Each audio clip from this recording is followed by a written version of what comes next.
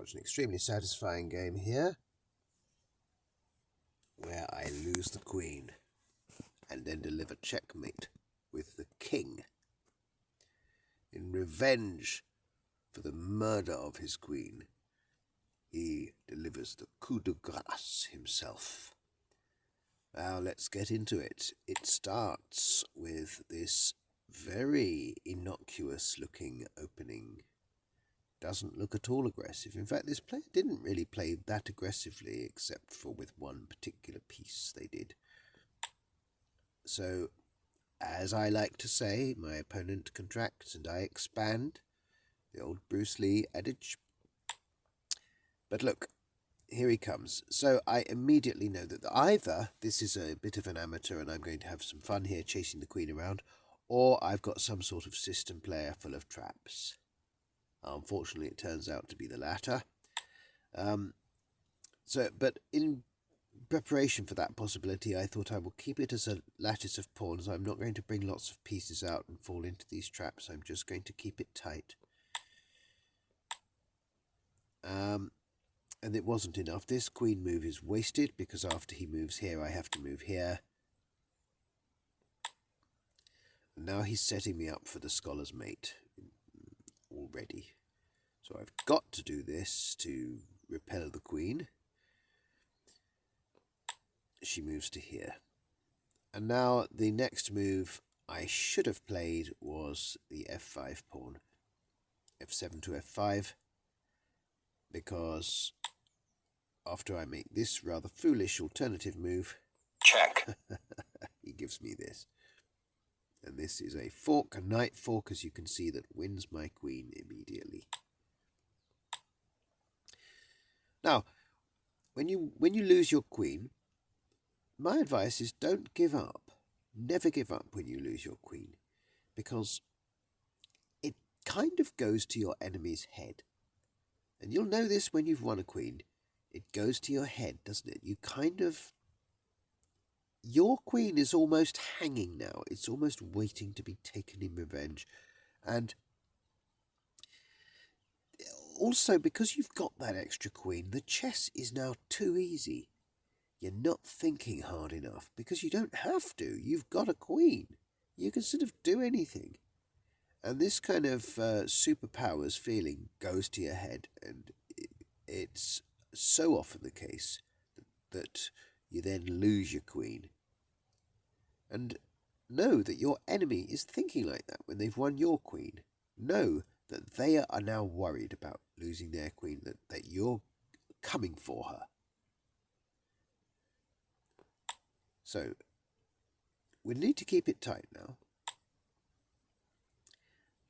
And we're going to have this. We're going to have pawn stealing. If she's going to be petty and picky and miserly and steal pawns, well, let's chase her around the board. And also, if you're going to be so lazy as not to bring out your minor pieces, well, more fool you, I'm going to bring mine out and range them against that queen. As you can see, my bishop can actually steal a pawn in revenge there if it wants to, and win a rook, but, I didn't bother. I'm not going to do a reduction of pieces here. I want all these pieces, right? I want them all ranged against this queen. So let's get ready to do that very thing.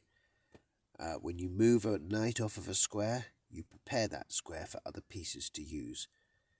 That knight is now marking the square for the cannon to fire. He steals another pawn. All he's thinking about is the pawns, but this also reveals that he doesn't really have much of a strategy, doesn't it? His strategy is get the queen up to my king, marked by something else, and deliver checkmate. That's his strategy. He's got nothing else. Nothing that he's shown me so far. So, let's chase her, possibly trap her.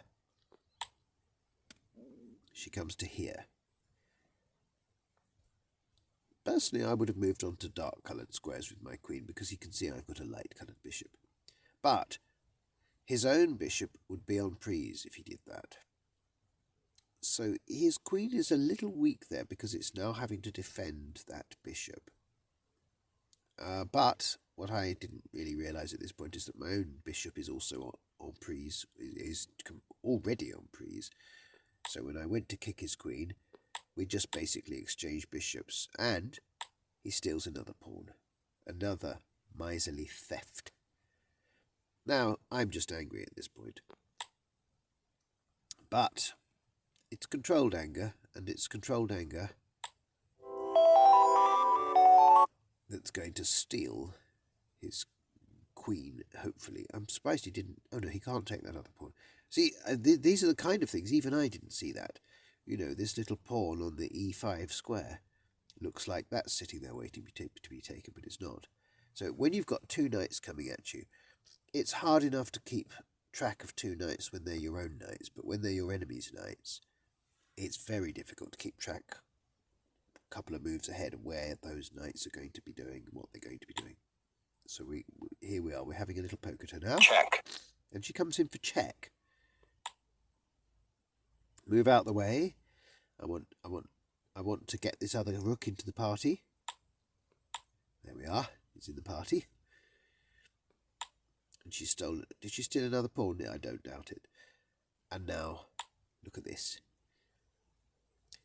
Things are beginning to fall apart for her. She does actually have a square she can move to, so I don't know whether she took this by accident, not realising the knight marked it, or whether she thought she was trapped. But either way, I think it was simply a blunder, and fate has delivered it. The possibility that I can now get revenge for my lady. Check. Incidentally, knight against rook. You know, we've got knight, bishop and rook, knight, bishop and rook, and then he has a rook and I have a knight on top of that. I don't mind that. Knights can be very powerful against rooks. Queenside castle in. Now he castles. Probably shouldn't have done. Probably should have come to the middle of the board. We are practically in the end game now. And in the end game, you don't want your king at the edge of the board. You want your king in the middle of the board. It would have been far better to not castle, or to castle the other side, actually, get his rooks and start ranging, moving his pawns. These three passed pawns, just power them all up that side. That's what he should have done.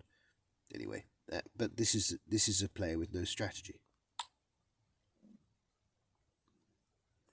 He's just going to try and use what he considers his extra might against me, and try to just keep hitting me with different things until hopefully checkmate emerges. You can see the way he's thinking. So look, this move here looks like it's going to win the pawn, because obviously if his bishop moves out the way, I get the pawn. But no, his king finally sees the light and starts coming into the game.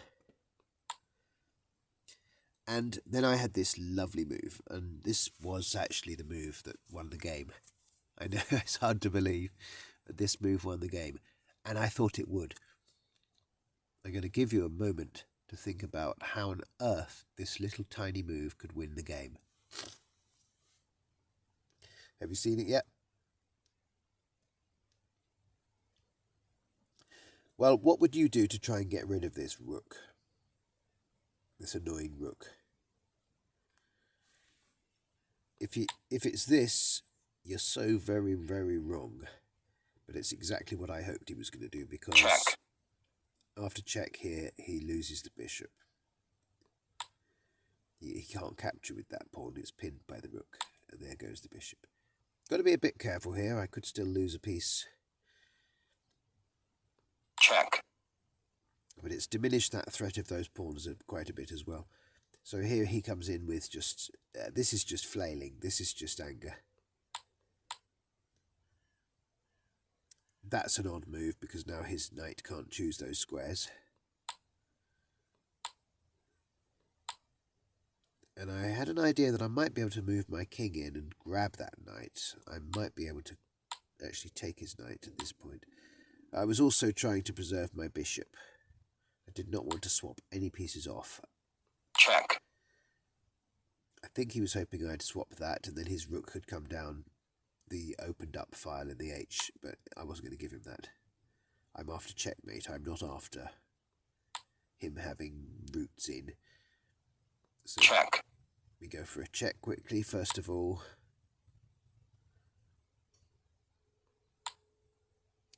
Now, that was a bit of a mistake, actually, because that gave him the chance to take that bishop with his knight, with his locked-in knight. But strangely enough, he didn't. So I have still this. And still he didn't, so check. I was okay with that. So now I've got a check here. So that was important to set that up with that knight.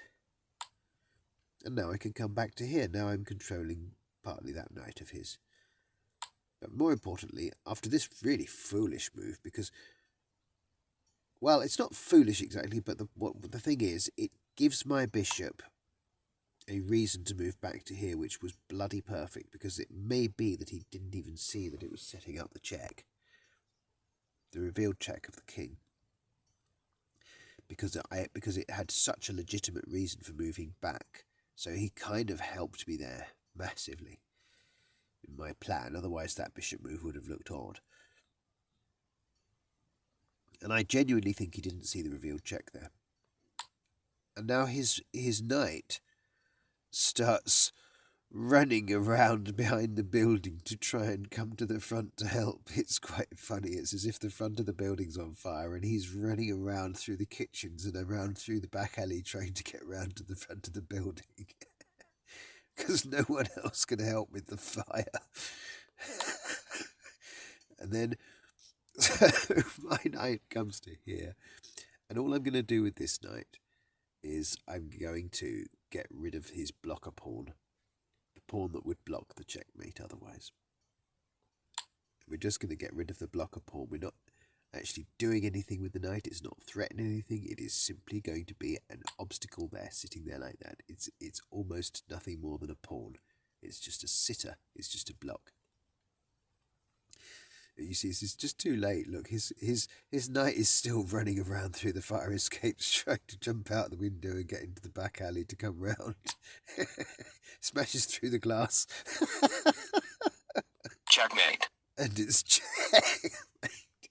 It's an instamate delivered by the king. By the king.